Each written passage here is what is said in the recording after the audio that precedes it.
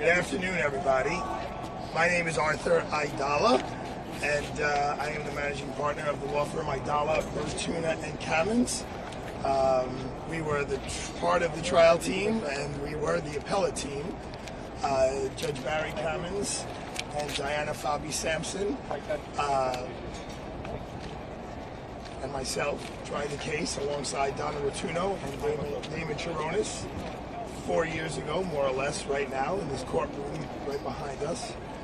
And at the time of those rulings, from the days I interned with John Esposito in 1980 and when my father worked here in the 60s and 70s, what we knew then was the first words that came out of my mouth to the Court of Appeals, which was, from the bottom of our hearts, from our collective hundreds of years of experience, we knew that Harvey Weinstein did not get a fair trial. And there's a quote from Judith Kaye, who was one of the great leaders of this state. She was the chief of the Court of Appeals of the state of New York. And the essence of it was, there are some people who are very unpopular in our society, but we still have to apply the law fairly to them. And in this courthouse behind us, at that trial, the law was not applied fairly to Harvey Weinstein. And what the Court of Appeals, the highest court in the greatest state, in the greatest country, said today is that yes, no one is above the law, but no one is below the law either. And the case in which it relies upon is called the Molyneux case. It's over 100 years old. And what the Court of Appeals said, you can't throw out 100 years of legal precedent because someone is unpopular. We compliment the Court of Appeals for having the strength and the courage to do so. We compliment the former Chief Judge of the Court of Appeals, Chief Judge Janet DiFiore, because she's the one who gave us access to the Court of Appeals. It is not often, it is not automatic that a criminal defendant gets access to the Court of Appeals. And Chief Judge DiFiore, who was a bit of a fighter for women's rights throughout the course of her career, stepped up and said, no, there's a problem here that my colleagues on the bench have to examine. And they did examine it. And Judge Jenny Rivera, who has spent her entire career in the law as a professor, as a judge, fighting for women's rights as hard as she possibly can, wrote this decision. And it may sound like it's an exaggeration, but it's not. Today's legal ruling is a great day for America because it instills in us the faith that there is a justice system, even though there's 100 cameras around, that a judge will sit in her chambers and look at the law and look at the precedent without fear of favor and say, I don't care who the defendant is. If it's a former president of the United States or the most storied Hollywood producer of our generation, the law applies to everyone. There was over 100-year precedent that was thrown out by the intermediary court of appellate court that said the Molyneux ruling, which is allowing people who a defendant is not charged with to come into court and testify. They said it was okay in the Harvey Weinstein case.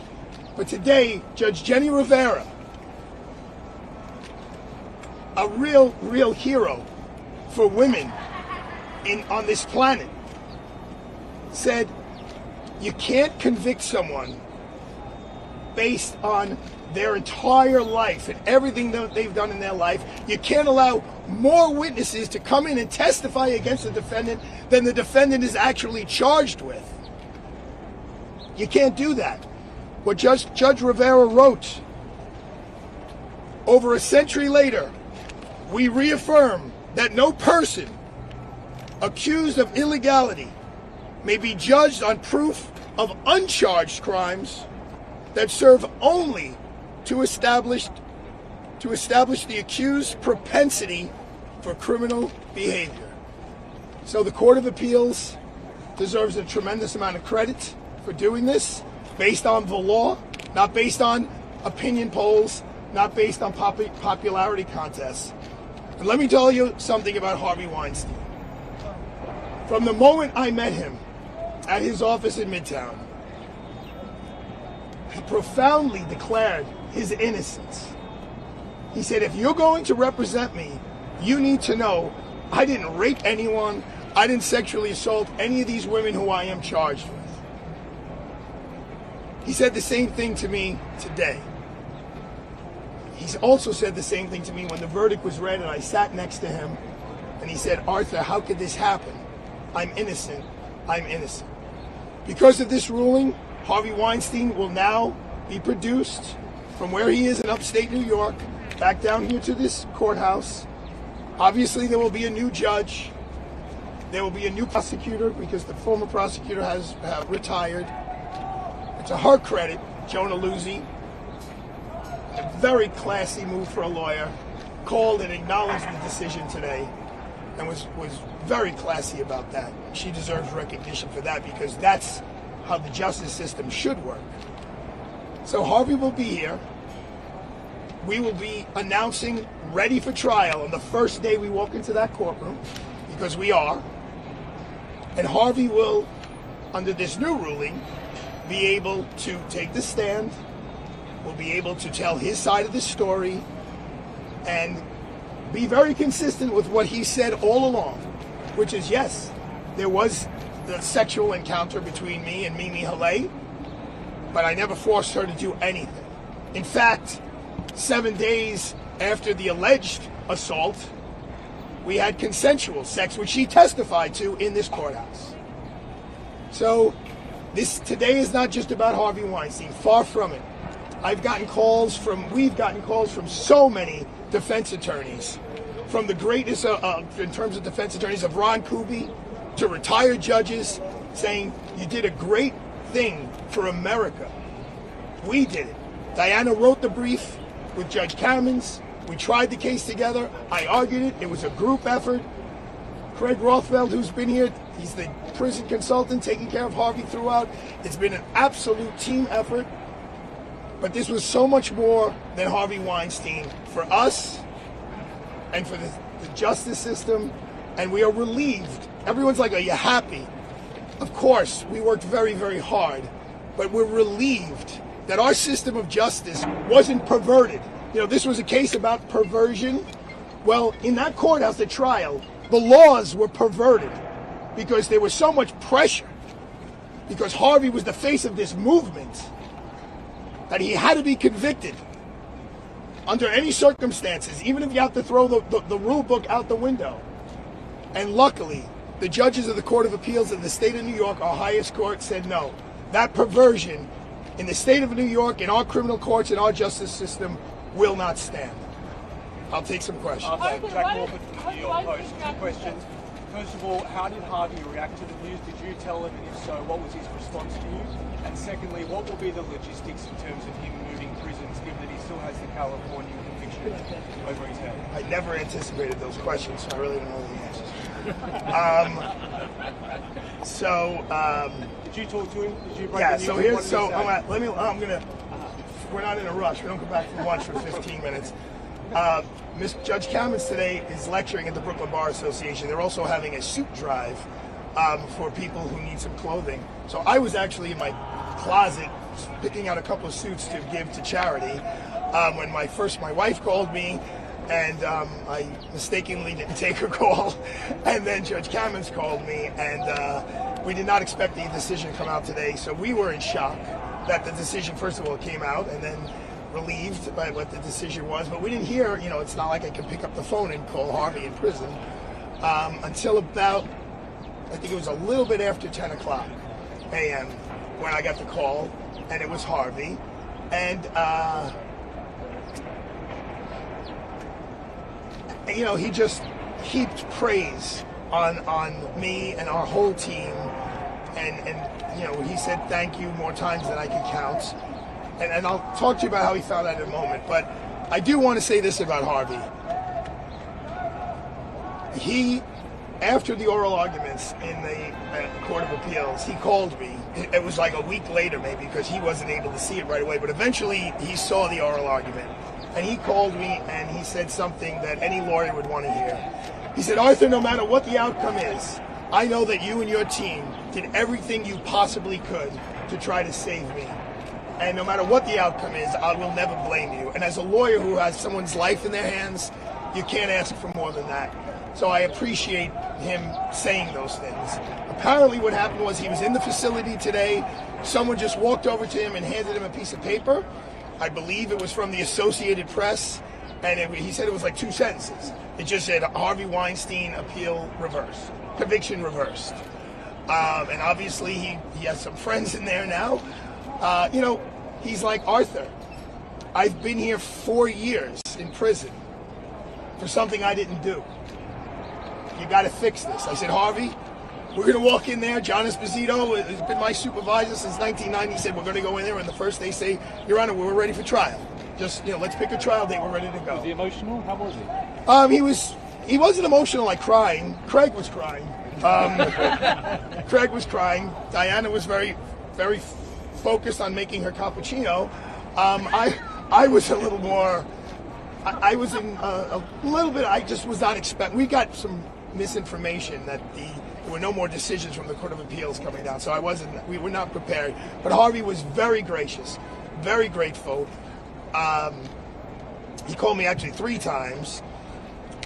Look, he's in a horrible place, in a horrible situation, but the human spirit is strong, and so he has done the best he can with his help and the help of Craig Rothfeld to make the best out of a horrible situation. But it is chilling when a human being who is in his early 70s now says, "Arthur, I've been in jail for 4 years for something I didn't do, and what was done improperly."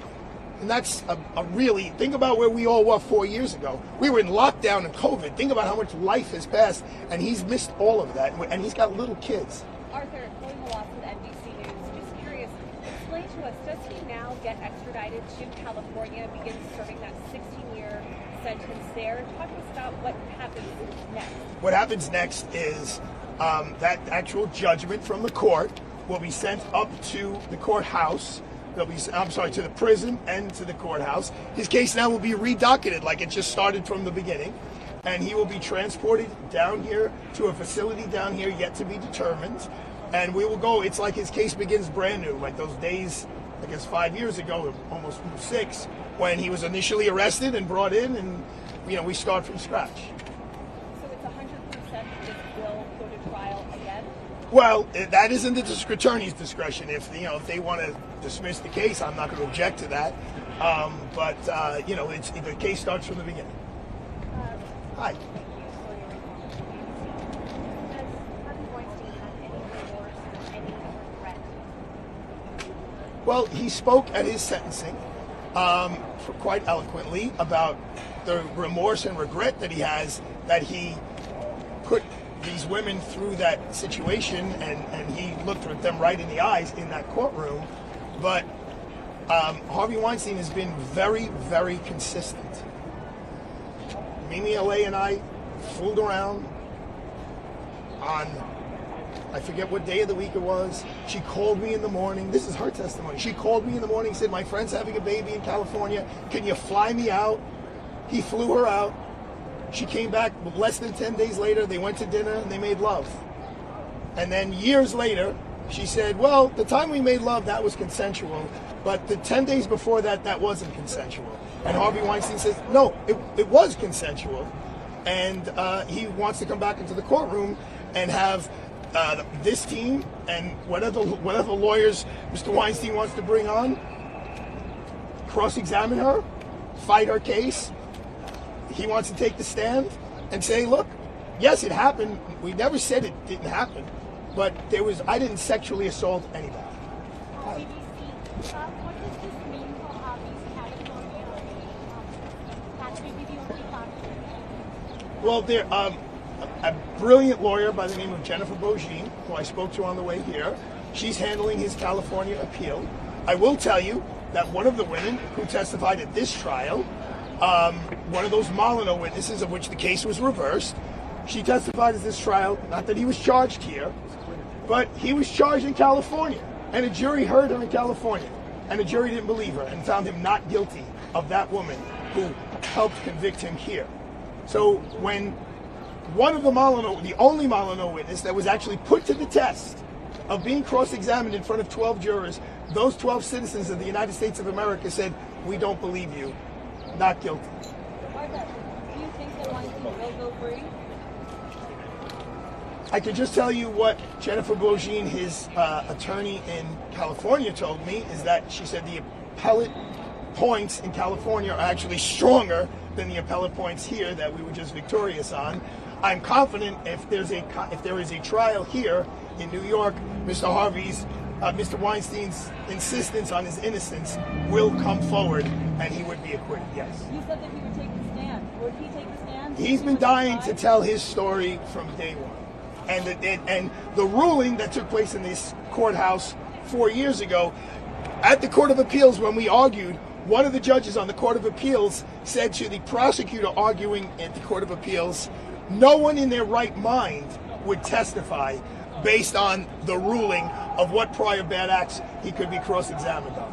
Those, in light of this Sandoval ruling, which is what a prosecutor could question a defense attorney on, judges throughout this nation are going to scale back what they allow to come into evidence, because it's a constitutional right to tell your side of the story without having so much baggage from your whole life being put on display to a jury. You're supposed to be judged on the facts of the case, not on what you did in college. Yes, ma'am. To that point, given that there was also a Sandoval ruling in the Trump case passing now, how do you think this ruling affects the ongoing Trump case? I know that Judge Mershon is a very thoughtful man, and I am sure, I mean, he's a little busy, but people around him, I'm sure, are reading this decision and taking into consideration to see whether this ruling, because this is now the law of the state of New York, whether his ruling 2 days ago regarding Sandoval and the Trump trial, whether it jives and it's appropriate. Yes, ma'am. Last question. This is Natalie Neo of CBS News. Do you know if and when Harvey Weinstein will be transferred to California? No. Yes, it won't be until he's finished with his business here. So, in the light most favorable to the defendant, that's what we say in the courtroom. In the light most favorable to Mr. Weinstein, he'll be brought down here. He'll be housed here somewhere, and we will go to trial, or the case will be dismissed, and then he will deal with what's going on in California. Is he staying in prison or will he return to jail? Prison or jail? I don't know. Craig will figure it out. So I'm just trying to understand the process here. There would be no new grand jury. Correct. All starts if he was already arraigned. And This all starts like he was arraigned on the grand jury indictment. It's now there's the first time there were three women. He was fully acquitted of Annabella Shore, so that can't be brought back. That's double jeopardy. He was acquitted of the top count against Jessica Mann. There was a lower count of Jessica Mann. I do not believe they're going to go forward on that. So it's really only Mimi Halle. So it's now a one witness, and the court says you cannot have 4 times the amount or double the amount of Molyneux witnesses. There can be no Molyneux witnesses. And everyone should be clear that this case was decided on the law, based on a case that's over 100 years old, that has been cited thousands and thousands and thousands of times. And it was written by a judge who we have the utmost respect for, we've always had, who is really a champion of women's rights.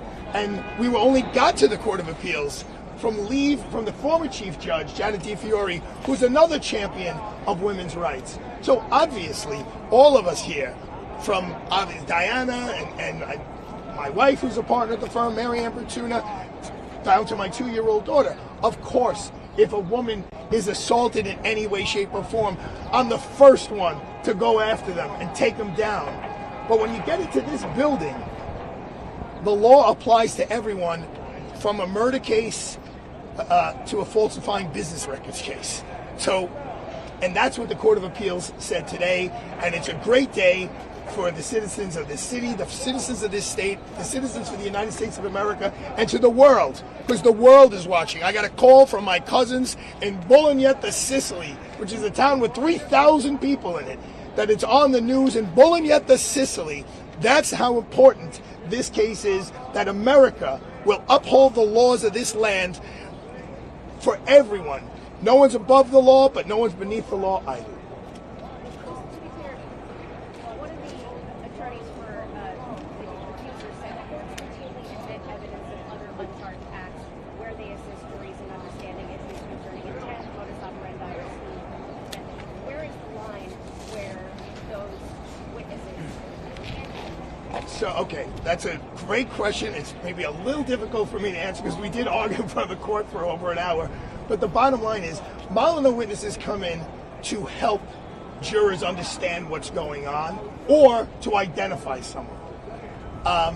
In this particular case, if you believed what Mimi Haley, her testimony, you didn't need any help from any of the witnesses to understand what Mr. Weinstein was trying to do. She gave a very clear narrative of her side of the story. If you believed her, he was guilty. If you didn't believe her, he's not guilty. You didn't need 4 other people who he was not charged with to help understand what sexual assault is, and that's exactly what Judge Rivera found. That the witnesses were there only to make Harvey Weinstein look bad. That's the only reason why those witnesses were admitted, to show that he's a bad guy. He was tried on his character, not on the evidence. The attorney saying that the witnesses can be used, but they can be again. No. This ruling says they cannot be used again. There's limited exceptions when those things come in. Like if you don't know who someone is, there's a real ID is an issue, which it wasn't here. You could say, oh, well, someone's done this before in this particular way. They left a certain mark on the wall, and in this case, they left the mark on the wall. So therefore, you could draw the conclusion. Those issues weren't in effect here. And the Sandoval ruling was, no one has ever seen a ruling like that in the history of New York. If they had, the prosecutor would have brought it up. They were going back to the Ronald Reagan administration, bringing in things he had done, fights he had had with co-workers. He employed 10,000 people. He had a fight with 30 of them.